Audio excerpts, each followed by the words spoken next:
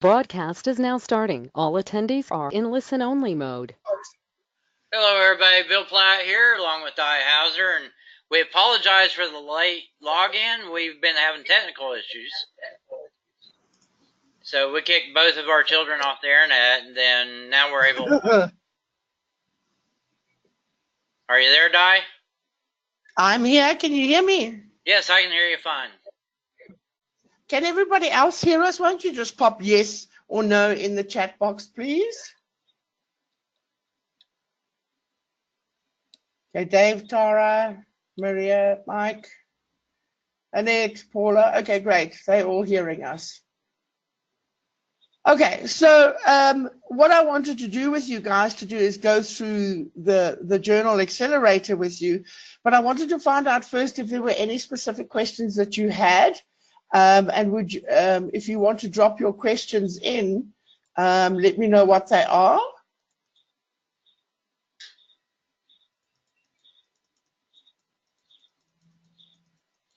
Well, are you seeing any questions come up? No, I'm not seeing any questions yet. I figure there's some. Okay. There we go. Okay, I'm just trying to drag. How do I drag this down that I can see the message properly? Are there? Thought I'd come on the call to learn more. This call's still helpful. Yes, it will be. Who else?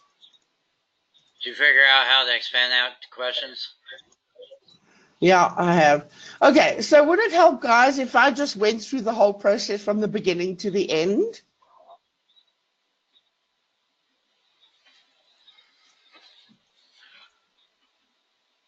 Okay, yes. Anyone else? Paula? Okay. All right. So what I'm going to do then, and Bill, maybe you can just keep an eye on the message, the questions for me, yeah, please. I'll do that. Okay, cool. So what I'm going to do is I'm going to start with the basic mail merge template. And can all of you see the template in front of me as it opens up? Yeah, it looks like it's opening. There you go. Okay, cool. All right. So what I've done here is I've created a very basic Word document. And the couple of things that I wanted you to be aware of when I talk about the paragraph mark being on, do you see that little red sort of like backwards P? That is the paragraph mark that I referred to that needs to be on so that you can see what's going on. And you would turn it on and off over here, just under the view button with the paragraph. It's called show or hide the paragraph mark. So if I turn it off, you won't see it. The reason why we have it on is because we need to know when the page break ends and all of that sort of thing. So it's really important for us. Okay, so I've created a basic page layout with some lines, and I've got a blank space over here that I've got to put in the image. And then over here, I've got a page break, and then it goes on to the next page. So is that all clear? Has anybody got issues with that particular part? Okay, cool. Right, so the first thing we're going to do is if we go back to our Excel spreadsheet, I've set up an Excel spreadsheet that looks like this, and I'll bring it across.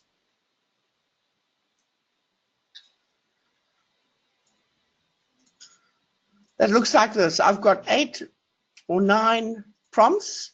I've got 9 dates, and I'm going to bring the images in as a path so that we can use them in the actual journal accelerator. So you know how to put in dates, you know how to put in text. That's the easy part. So what we're going to do now is I'm going to go find those images, and I'm going to copy the path. So if I go to my images over here, which is sitting under graphics, I've got 8 or 9 images sitting over there. And the simplest way to do it is to first left click on the first one, go to the end, and left click on the right one, the far end one, by holding down your shift key. Is that clear? So you know how to select them. Alternatively, you can just go Control A. Okay, and that will select all of them. But if I had to right click and copy now, it would just copy the images. It wouldn't do anything for me. So what we have to do is we have to go select them all. So Control A, holding down my shift key, right click, and now do you see that option there, copy as path? Everybody see it? Yep, I see it all right. Okay. Cool. So we're going to copy as path, and we're going to go back to the Excel spreadsheet, and I'm just going to go right click and paste. Okay. So that's the first step. Has anybody had any issues with that particular step? No, that looks pretty straightforward as far as I'm concerned. Now, Okay. since we're working in Word, now this is the one where you have to do the double slashes.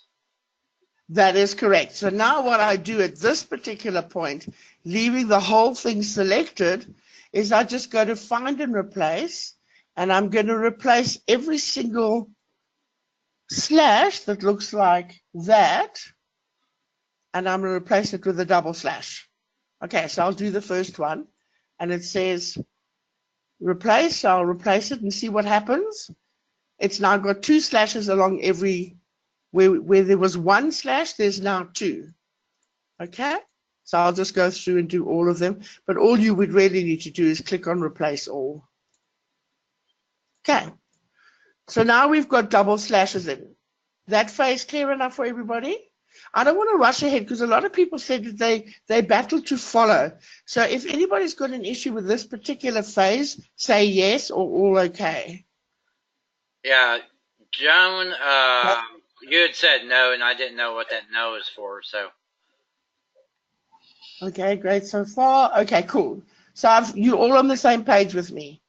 Awesome. Okay, so now what I'm going to do is I'm just simply going to save the file. Okay, and I'm going to close it, and I'm going to go back to my Microsoft Word document, and now we're ready. So what I'm going to do over here is I'm actually going to put in 2 things here. I'm going to put the prompt. I want the prompt to go in at the top here. Okay, and I want the date on the right-hand side. So we'll just put that date. We'll clear that up. And I'm going to put the prompt in this top line here. And I want to make it, let's call it 16, and we'll center it, and it's going to be bold. Okay, so all I'm doing is just typing in stuff at the moment as to where I want the fields to appear. And then over here at the bottom is where I want this image to go in. Okay, so we'll come back to the image now. So step 1, we're going to go to mailings, start mail merge. Now, in the PDF, I said you could do it as a directory. A lot of people are more comfortable doing it as a letter. It actually doesn't matter.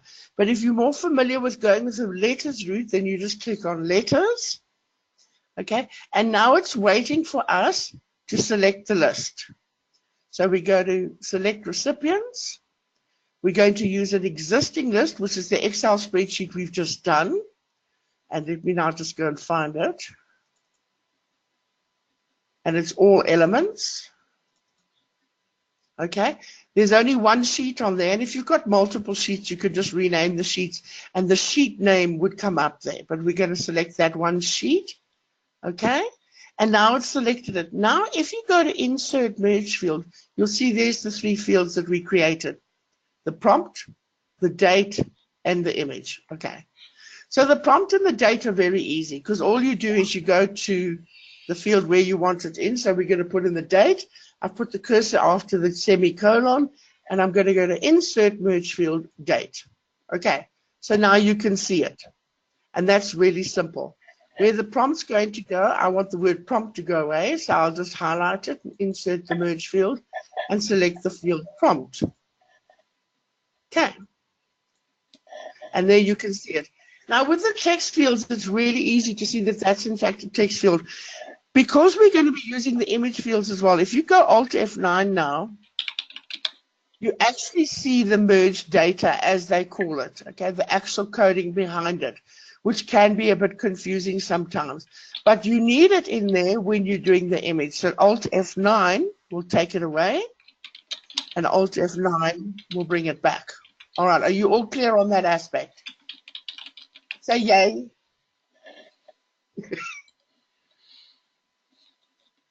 We need the people to talk, you know that, Paul? Yeah.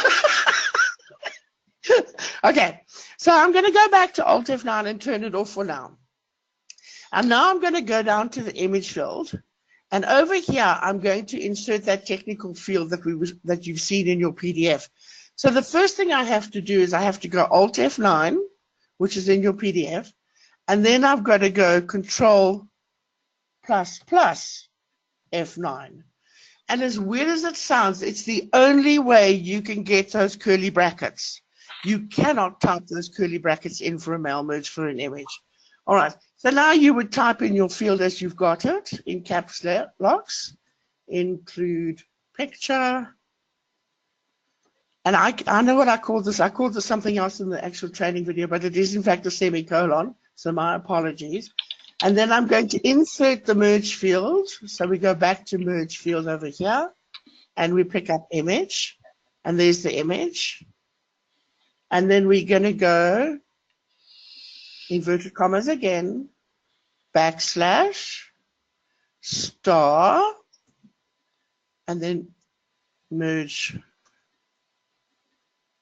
Excuse the typing, guys. Merge format, backslash D, small d. Yeah, I said Okay. small d. Yeah. Okay, any problems there? All okay with that? Okay, I think I may be missing a space ball, but it'll come back to and check it just now. All right, so now if I go Alt F9 again, it will vanish. Not necessarily. Typical. Okay. I have a feeling that code's wrong. Anyway, okay. So those are the three steps. We will put in the date, we'll put in the prompt, and we'll put in the merge code. And now what we're going to do is we're going to take it's sitting in one document already. We're going to take all of this information and merge it to a second.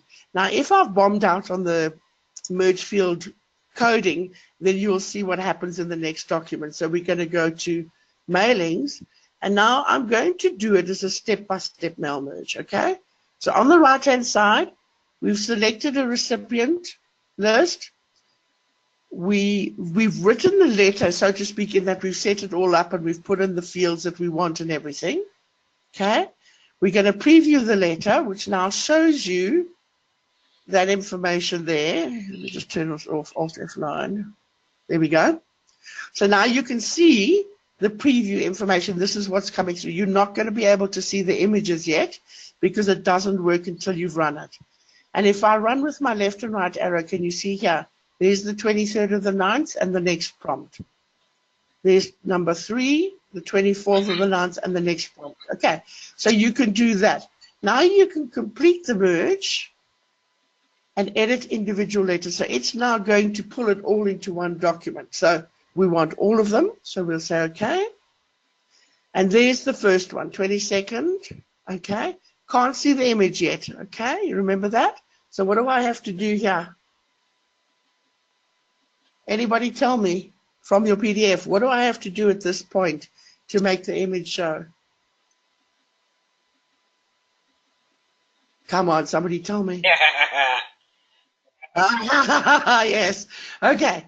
Good. Well done, Tara. Yes. So first of all, you've got to go Control A to select the entire document. And then you go F9. Okay. And look what happens there. There's the image. So there's the first image, there's the second image, there's the third image. Okay, so is that all clear to you guys? Did that make it simple for you? Is it any different to the training video, or do I need to change the training video? Well, it looks fairly similar. Same, okay. All right, so guys, once you've done, I know that some people were saying that they were getting, the page breaks were not coming through correctly. Did anybody experience that?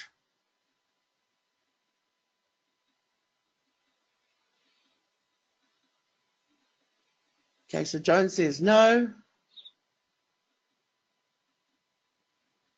All right, so basically now what you do, once this is ready, is you go up to the top of the journal and you'd go in and you'd insert a page break and you'd start putting in your, this journal belongs to, and you'd put in your copyright information, and then you'd go off and you'd save it as a PDF and then either submit it to Amazon or save it as a PDF and sell it as a PDF on your stores and that. Are there any questions about the process or any additional stuff that you'd like to cover while we've got this all open? The only question I saw, there's one question that's kind of off topic, beyond the technical, and we'll talk about that in a few minutes. Yeah. But as far as the technical, nobody's yet offered a question that is different than what you've already done. Okay, so that's great. So if you're all happy with the technical side of things, then we can get into a bit more stuff. In the course, did you include a sample template word page? Yes, I did. It should be. Oh, do I include? Yes, I do. Sorry, I misread that. Yes, I do. Okay, any other questions? Paula asked how she inserts 2 prompts on the same page, which is Well, basically exactly as what you just did. this is what I've just done. That was the one over there, which is the date. So if you want 2 prompts, what you'll do is, let me just open up the Excel spreadsheet again.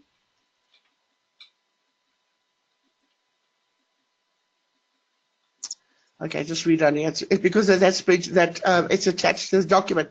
You would insert a second column here and have another set of prompts in there. Does that make sense, Paula? Yeah, so the first row matches everything that's in the Word doc. So where you had prompt is where the sentences go. Where you had correct. date is where the dates go. And then the images are on the last one. Right, so you'd insert a second column and call it prompt number 2. Yes, Tara, this will be sent out to everybody who's made a purchase. I'm trying to do this in LibreOffice. Are the commands the same? Okay, that is a question. I'm not entirely sure. I don't have Libra. We would have to try it out. It's fairly similar. I was doing it this morning. I never got my document finished, but it's fairly similar. The main difference is you have to, instead of inserting prompts, you have to insert a field. And then, so you go to insert and then field and then more fields. And then you can set up your custom field. So that's the primary difference.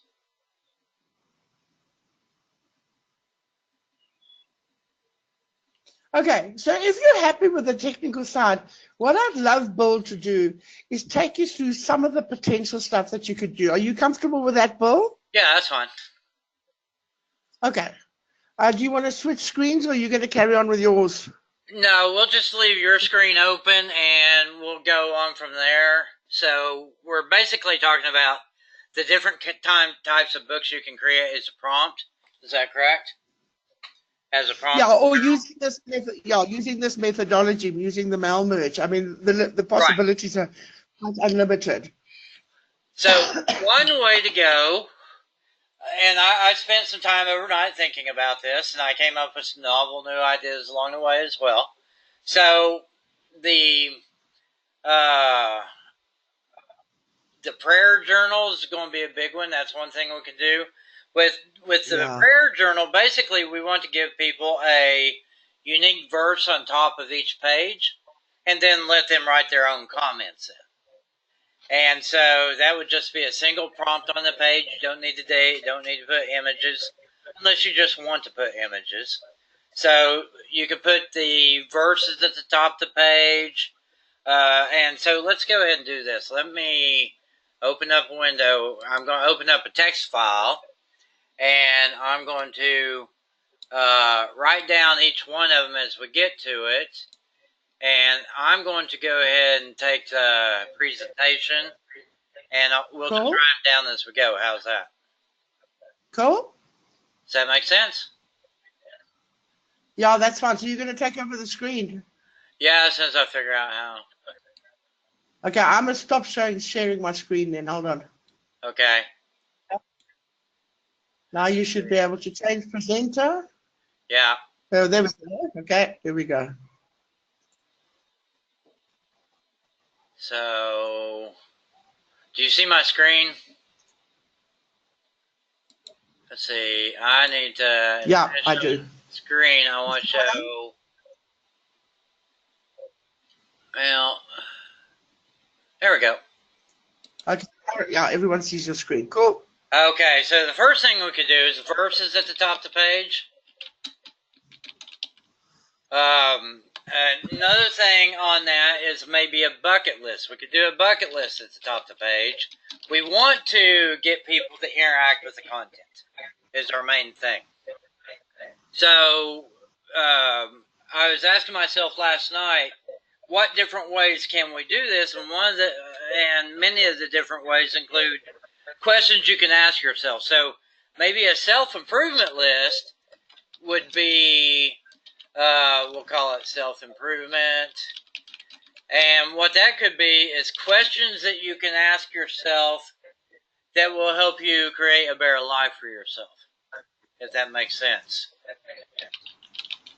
Questions to ask yourself. Now, I was thinking about, let me shut that down, open the question so I can see what people are actually asking.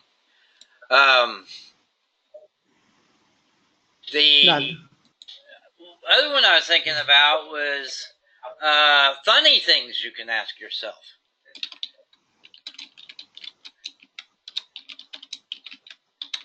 And so I was thinking the funny things you could ask yourself would be really interesting for somebody who, like me, who loves to laugh. So I love to laugh, and there's things that you might be able to write down that would encourage that laughter in your readers. Another thing would be places I want to go. So you could do like a vacation style journal. Places I'd like to go.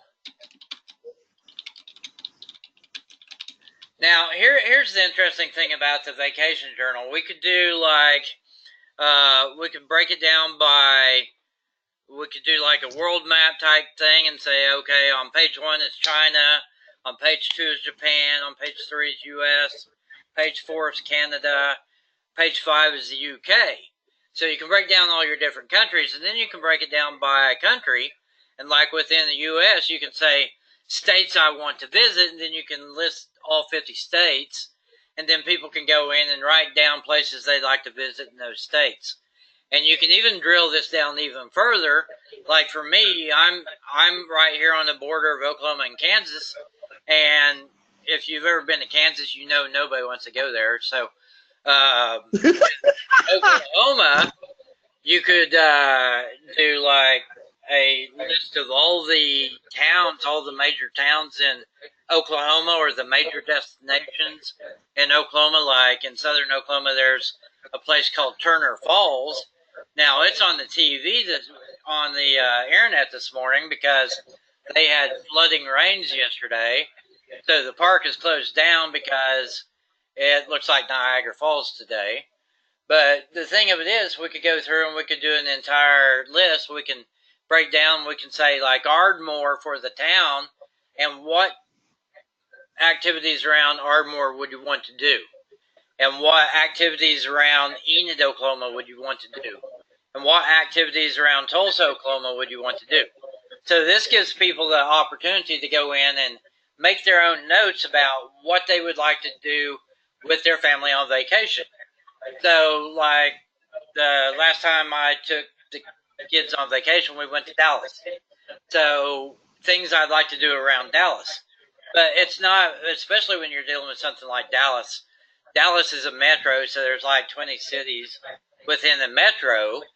So, things I'd like to do in Dallas, then you want to break it down to Grand Prairie, and you want to break it down to Marietta, or not Marietta, Louisville, and then you want to do Plano, and you know what they call a redneck from Plano, Texas? Di? No, I don't. I'm South African. Yeah, just a Plano redneck. Oh, okay. Okay, one of my favorite jokes. So, anyway, we can break it down on vacations, and we can pretty much define for people what they would like to take notes on. So you go down like Grand Prairie. I believe Grand Prairie is right next to Denton. It's been a long time since I've actually been in Dallas, but if I remember right, Six Flags Over Texas is in Grand Prairie. So if somebody wants to go to Grand Prairie, what activities do they want to undertake there? Now you can take this a little bit further, and you can say, okay,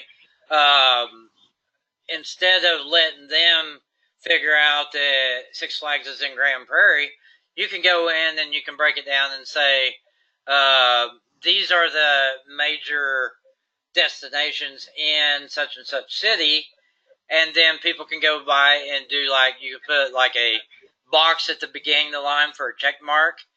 And so like you could do places to visit in Dallas, Texas, and then you can break down each individual city, and then you can break down all the attractions for each individual city and let them go by and check mark it and map their schedule according to when they're going to be there. So that'd be one way to do that. Then a variation on that would be like with food. You could break it down to there's a couple ways to do it. One I was thinking about last night was a menu type setup. So do weekly menu. And what I was thinking about on that is like we could set up a thing on the left-hand page. It says menu for week of, and then they can fill in the blank on the week of. And then you can have like breakfast down the left-hand column and lunch down the right-hand column. And then on the right-hand side page, you can do like dinner as one column. And then your fourth column, the right column on the right page, is your shopping list. Okay? So that's a different way to come at it with the food. Then you could do like a different type of menu planner where you tell people what types of food they should be eating, and then they can go through and they can check off, well, I want roast beef this week, and then it's going to be chicken and pork, and then we need to make sure we include spinach in the list. And I'm a big fan of spinach, and the canned spinach even. And so I was like Popeye the Sailor Man, you know. And right after I got married and we had our first child, we went to the buffet place, like Libby's Cafeteria, and I ordered the spinach, and she just sat there and she was just dry gagging the entire time I was eating the spinach, and I was like trying to feed it to the child, and she was like slapping the food out of my hand. So that's just another idea to do with it. But yeah, so one of the things that I wanted to also share with them is that, you know, we could take it a whole step further. So take you, for example, if you had a list of different animals and then you had some high resolution coloring images of each of the animals, you could set that up in the Excel spreadsheet and bring it all into the one document. So now what you've got is with your prompt would be your animal as an example, let's say ant or bear, and then the image could be a coloring in picture that they could color in. Yes.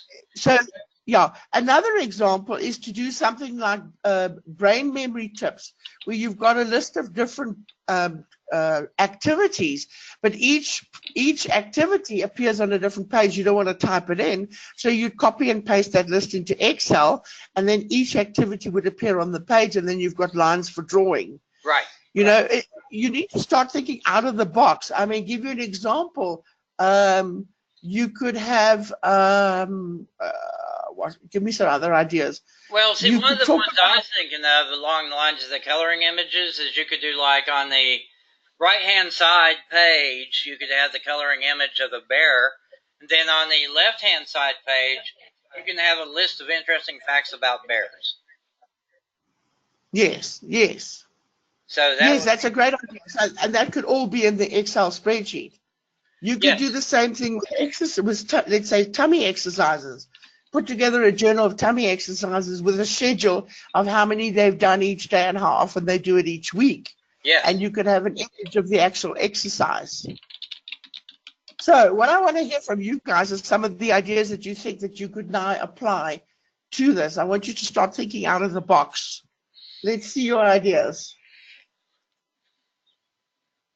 Yeah, just type in any ideas you might have into the box and we'll mention them and we'll put them on the list. Now, one of them, there, people I want to meet and why, that's a really good one. That's a good one, Tara. Nice. Yeah.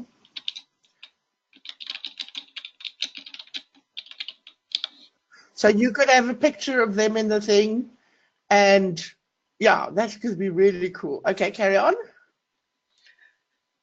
Yeah, so, Di, when we were kids and we went to school, and you're younger than me, so you might remember this. So, so we had like word scrambles, right? So that was basically a list of words that were scrambled up, and they'd ask a question, what is a grizzly? What kind of animal is a grizzly? And then they'd have like A, B, E, R, and then we'd have to go in and re-scramble it to make the right answer, so the right answer is a pair. Right. So they call that word scramble. Now, the variation on that is that you put a word at the top of the page, and then you fill out all of the word variations you can come up with from that original source word. What do they call that? I have absolutely no idea. No, clueless. Anybody know?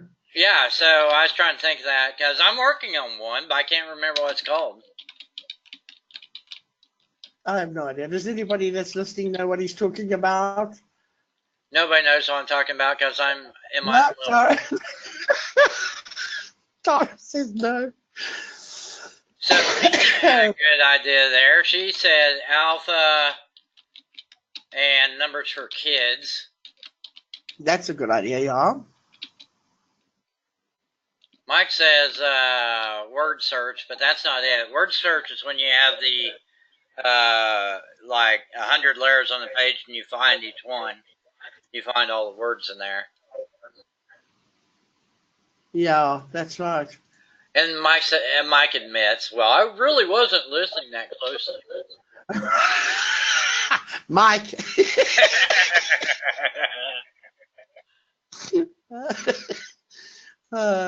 Okay, so I don't know what other kind of ideas that you can come up with, but pretty much it's unlimited. So let's take that travel one for example. You could throw in a map or a city map as part of the image. As an image that you could bring in for people to trace their journey around a particular city. You could bring in images of foods with your food planners or your meal planners. You've got to start thinking, how can you create a really unique journal that doesn't involve you copying and pasting each page individually? Memories, Connie says memories. Yeah. That's good. And Nina mentioned pet journals, which is really good too. So the example I gave of what Debbie used to do, she would tell you she'd like to do German Shepherds. That was her first book, actually, was the German Shepherds Journal, because she happened to love German Shepherds, and she had like 6 of them when she passed on. But with the shepherds, she had information about the shepherds, and then you went in there and you had like when they were born and what their size and weight was when they were born, and then their adult size, and then she could put pictures of them in there and just put tape on it, and then on the back of the picture and put it into the book, and then she would have things for when they went to the vet and what their eating habits were, and the exercise journal for the dogs. So there's a whole lot you could do with the pet journals.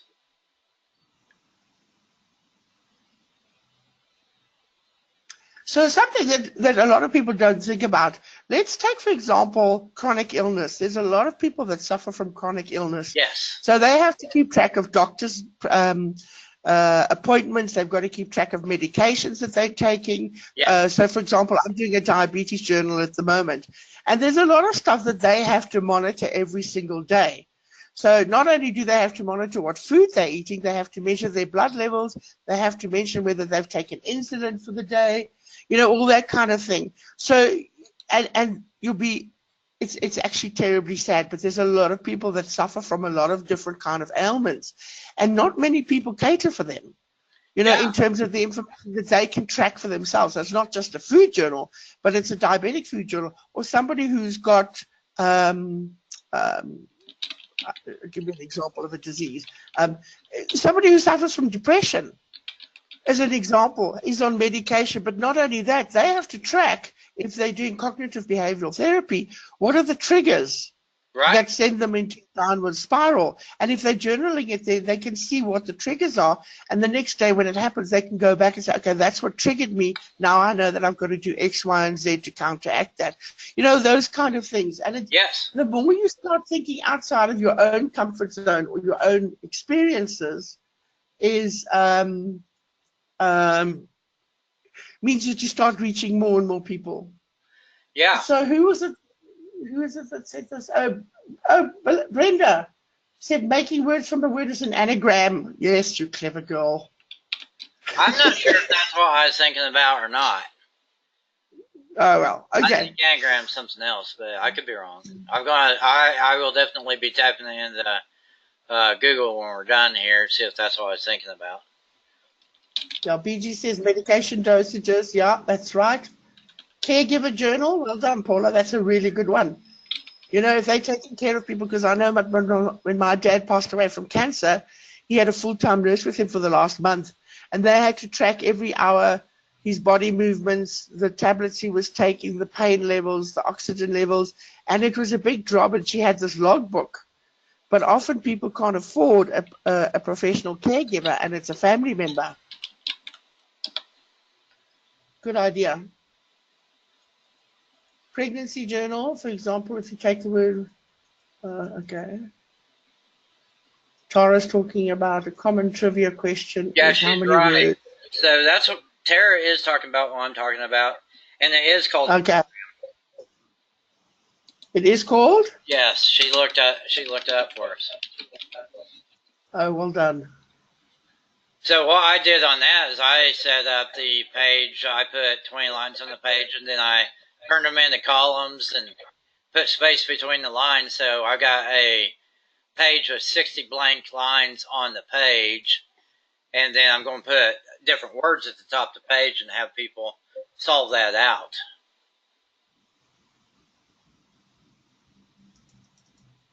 Okay, cool. Okay, are there any other questions, any other ideas or something else that you'd like us to talk about? Because we've still got 15 minutes. Obviously, you need to go back and start thinking about ways that you can apply this, because we could go on and on and on and on and on with lists of stuff that you could do. You just need to start thinking a little bit outside the box. So any questions or anything else that you'd like us to talk about?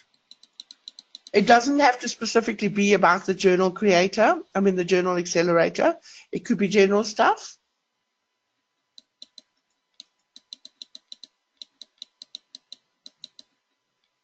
Is Mike listening, or is he asleep again? Mike's always asleep.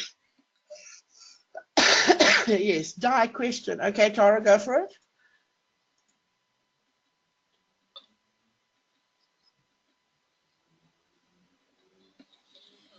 I think she's typing.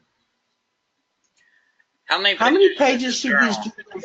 Yeah. Okay. You could answer that, Bill. So that really varies, because I've got them at 52 pages, and I've got them at 108 pages, and I've got them at 150 pages.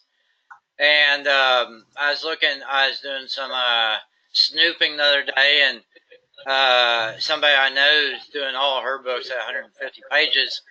And then I had some books that sold last week that were 52 pages. And what I found interesting about that is my 52-page journals were priced at $14.95 and selling like hotcakes, and so I'm making like $7 a book. So I got really excited by that. So it really depends on what you're doing, how you're trying to market yourself. Marketing, really, that's a big scary word, but realistically, marketing in a very simple sense is how you're framing your product to be attractive to consumers. So with like the diabetes journal, we're framing it as a tool to help people who are suffering from diabetes stay on top of their health. So that's your marketing for that particular book.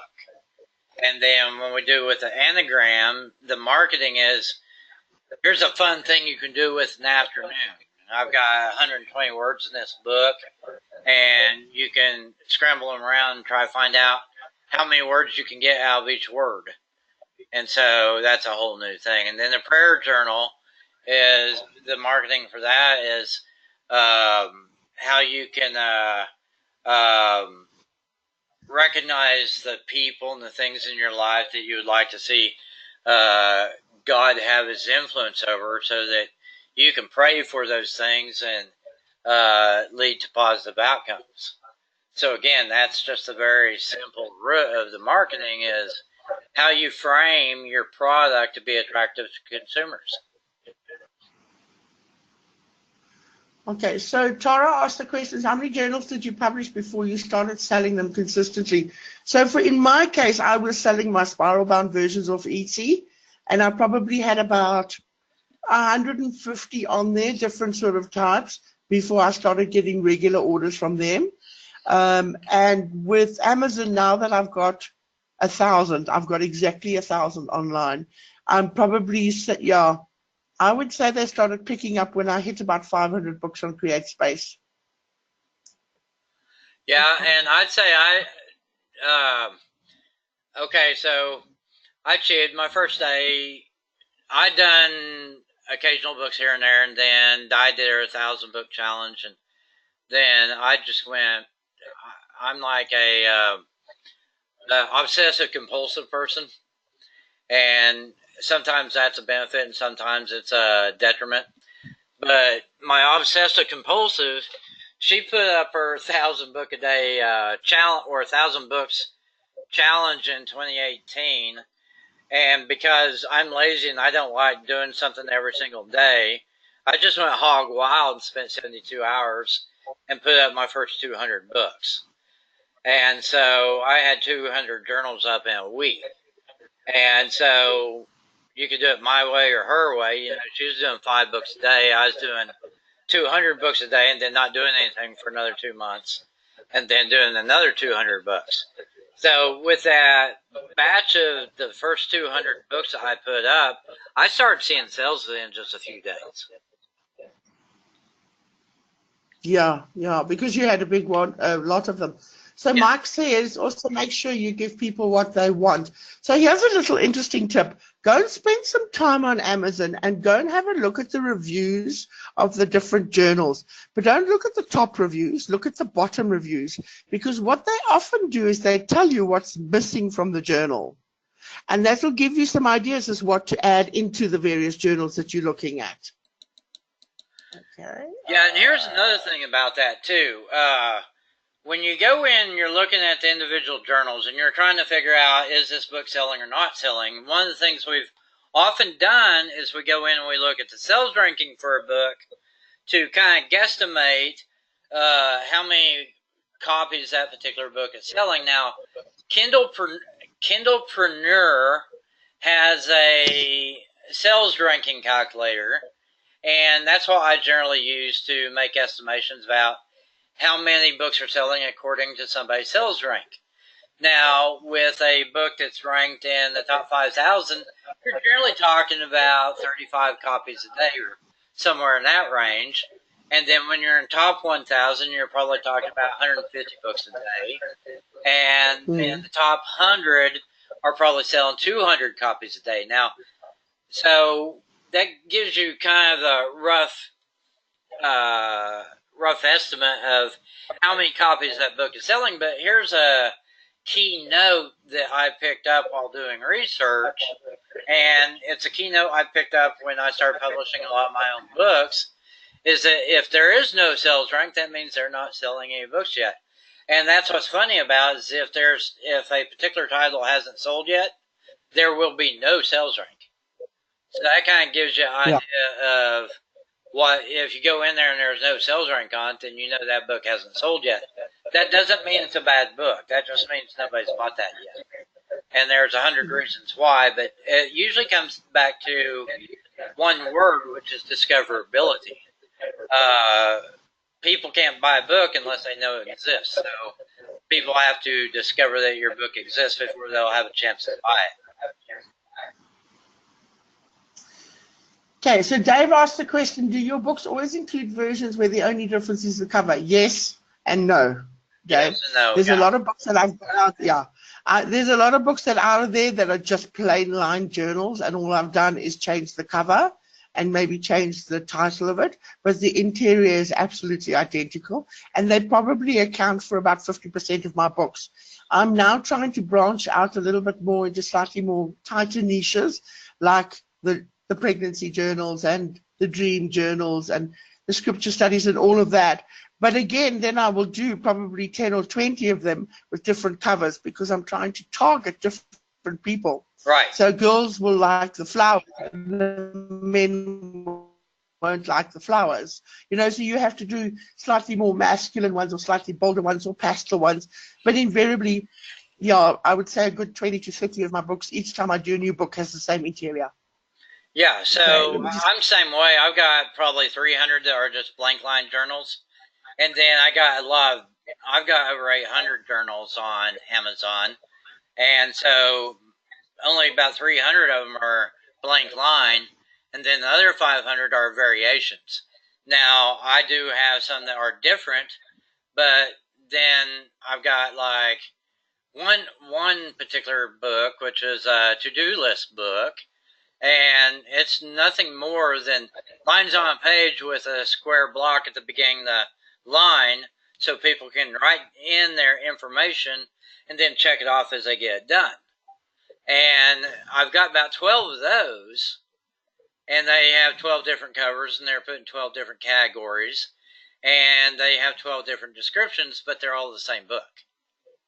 Yeah. And so then I've got others that like recipe journals. That's a completely different thing. You see, with the recipe journal, you could take it a whole step further. Instead of just saying recipe logbook or something, I've done a range which actually, interestingly enough, have not sold a single copy. But I tried something where I went favorite family casserole recipes, favorite family beef recipes, and I made the covers similar in that the look and feel was the same, but the covers were slightly different, but they looked like they were part of a series. Unfortunately, I haven't sold one. I did put together a series of books like that where people could go in and write their favorite family recipes, and then I had like chicken and roast beef and or beef and pork recipes, and then casseroles and vegetable recipes and desserts and breads and so on. And my top seller is pizza. All it is a blank journal where you can fill in your favorite pizza recipes, and that is my best-selling recipe journal. So I have one best-selling recipes journal that's called Family Recipes, and the cover looks like old scraggly paper, so it looks a bit like a scrapbook, and it's got a realistic butterfly brooch on it, and it sells the most. Don't ask me why, because I think the cover's revolting. But people love it. Yeah, it's like my Cows Are Beautiful books. The Scottish Highland cow is the top seller. Yeah. Okay, so Tara says we're running out of time, Bill, so I just want to quickly run through this. Tara says I'm at about 400 right now, but they aren't selling much just here and there. Sold 6 in September. So Tara, you'll see it'll start picking up after you hit, I don't know, it depends. It depends on your descriptions. It depends on your keywords. I tend to share some of my stuff on Facebook just to give it a little bit of a push. And invariably it helps if a friend goes and buys it, because then what happens is it pushes you up a little bit. So my suggestion is you just got to keep plodding away. Yes. Okay, let's see. Regi says, how are you two using Amazon ad services to promote your books? We're not. We're not. Yeah. Neither book. No, we're not. Now, we're not using it at all. If you do want to use that, you can only use Amazon ad services to promote your print books that are published through KDP paperback. It will not. They will not let you use it against CreateSpace books. Okay. Tara asked the question: do either of you use paid marketing? So yes, I do in Etsy. I use the Etsy advertising functionality, but I've set very low bids at like 5 cents a bid, and it generates a fair amount of traffic for me. So I do on Etsy, yeah. Yeah, I did some Facebook, wasn't too happy with it, pulled all my ads down. I am getting ready to do some testing with paid advertising, probably in December. I've got a bit long story, you know. I don't have the cash finances to do it until about December. But I'm going to be testing paid advertising in December for my journals. Okay, cool. Paula asked the question, how many sizes do you do? Well, for Amazon, I tend to do 8 by 10 and 6 by 9. And then for my Etsy store, for the downloadable PDFs, I always do 8.5 by 11 because it's easier to print out. And occasionally, I will do a spiral bound at 8.5 by 11. I don't know about you, Bill. Yeah, 8.5 by 11, 8 by 10, and 6 by 9. Okay, let's see what other questions we've got. Connie asked, do you do all your journals under the same name or different pen names for different niches? Okay, so my predominant pen name is Legacy for Life Planners, but I've got about 4 others that I'm playing around with, targeting different prices and different demographics. Yeah. And it's interesting. That's a bit more of a trial and error thing. My more expensive journals, which are done in color, haven't sold a single copy, although they're beautiful, but they just refuse to sell because nobody's prepared to pay $43 for a journal. And I know that Bill uses several different pen names. Yeah, I've got over a dozen pen names, and again, they target different audiences. One of my pen names only does $6.99 journals. Another one of my pen names only does $14.95 and $18.95, and then the rest of them are somewhere in the middle price-wise. And I do target different niches too, like the Cows Are Beautiful, that's one pen name, you know. And then the recipe journals are under a different pen name. And so I break them down according to my target audience as well. And there's a little bit more goes into the decision making there, but I do have different pen names for different niches and different types of books and different price points. Connie did have one other question that is more specifically to you, Guy. She asked if we could do like daily, weekly, and monthly in the same journal. And my answer is yes. And your answer is what? Yes. Well, yes, it just makes it look. If you've got a daily planner that's got a page a day, you're looking at 352 pages, which is about 150, 160 sheets. Am I right? Yes. Sheets of paper. So it makes for a very big journal, but there's some people that absolutely love it. I mean, I've had several customers order a monstrous, huge, in South Africa, A4, where they wanted a single page for a double spread for every day. Yeah. You know, so yes, there is a market for it. Some people like a big book with lots of space and monthly stuff that they can track everything and they run everything off the one book. Other people like a weekly one. You know, it's entirely up to you. So my suggestion is play around with the different options. Yeah. Create a monster big one and then do, you know, different variations on it. One of the biggest things we want to do is give people variety and let them choose what they want to buy. Like with the larger journals, and this is one thing that came up when we first started the Book a Day program. Some people would say, well, the color, you got these color templates and I can't use them because it makes the cost of my book too high. Well, no, it doesn't, because here's the deal. A black and white book, the minimum retail price of a black and white book is probably $5, and the minimum sell price on a color book is probably about $10. But your customers, they're going to decide how much they want to spend on it. You're always passing the higher cost to your customer. So with the black and white journals, you price them at $6.99 or $9.95 or whatever you want to do.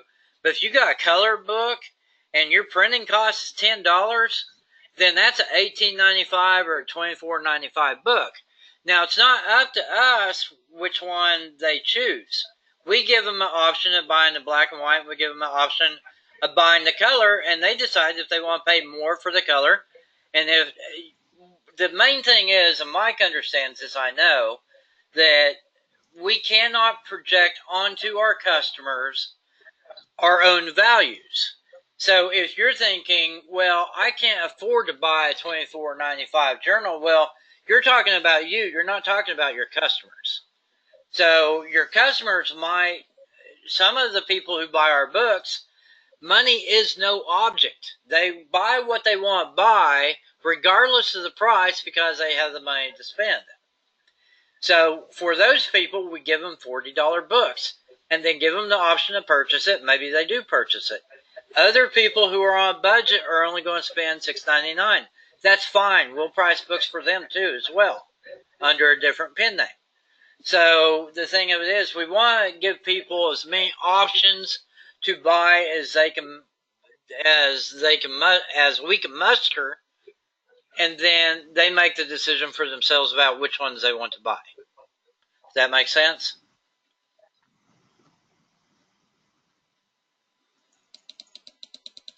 Okay, guys. Any other questions? Okay, Mark says absolutely. Anybody else?